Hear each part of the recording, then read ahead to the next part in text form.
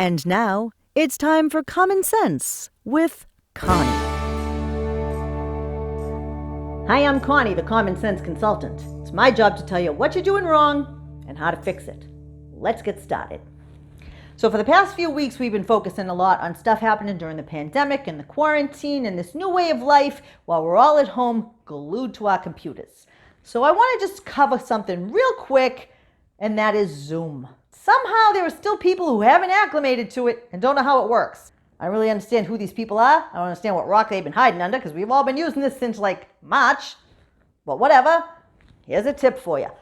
When you're in the middle of a Zoom and somebody freezes up for like a half a second because their internet had a hiccup, you don't have to immediately say, "You're frozen. Oh, you froze." It's going to come back. They're going to come back. Or they're not going to come back, in which case they're not going to hear you. Either way, they don't hear you because they're frozen. Just give it a second. That's how the internet works. When there's a million people on the internet at the same time, in your little town or whatever, in your house, you might have several people on at the same time. Sometimes Javi's watching Netflix, I'm watching Hulu. We don't always like the same things. It's the way it is. You gotta just allow for the fact that there might be the occasional lag. When you're in the middle of a Zoom and you're the person who has to call out that 1 second freeze on somebody, you're the person everybody hates in that moment. We all know they froze. We can all see it. Wait and see if it's actually a problem. Then we'll work through it. You don't have to immediately say you froze. Also, how have you not figured out where the chat is by now? How to raise your hand, how to do all those things? Just use your mouse, click around, hover on things. Just figure it out. None of it's rocket science. If this is your first Zoom, I don't know what you've been doing with yourself all this time. If you don't have it down by now, maybe just forget about it. Let your 10-year-old run the show, because it's possible there's no hope for you. It's just a little common sense is all I'm asking for, okay? We know that this is going to happen. Every single Zoom, somebody freezes for half a second. You get the little pop-up, your internet connection's unstable, and then it goes away because that's what it is. It's just up and down. Much like life, you don't have to immediately be like, "This is a problem, red alert." It's not a red alert. Just let it, give it a second and see if they unfreeze. And then you can carry on with your Zoom.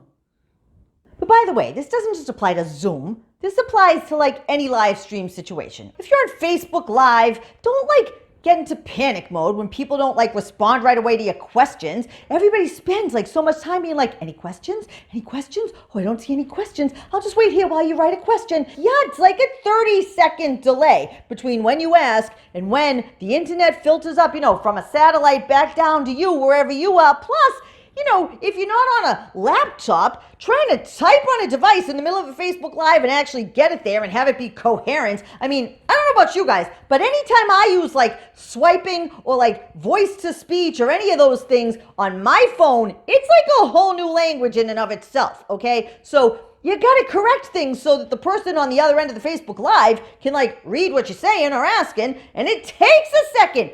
You gotta give it some time. You can't just be like, "All right, well, if there aren't any questions, we'll sign off and I'll see you next time." It's like, no, I'm trying to type the question, but it takes a second, and then it's gonna take a second to get to you.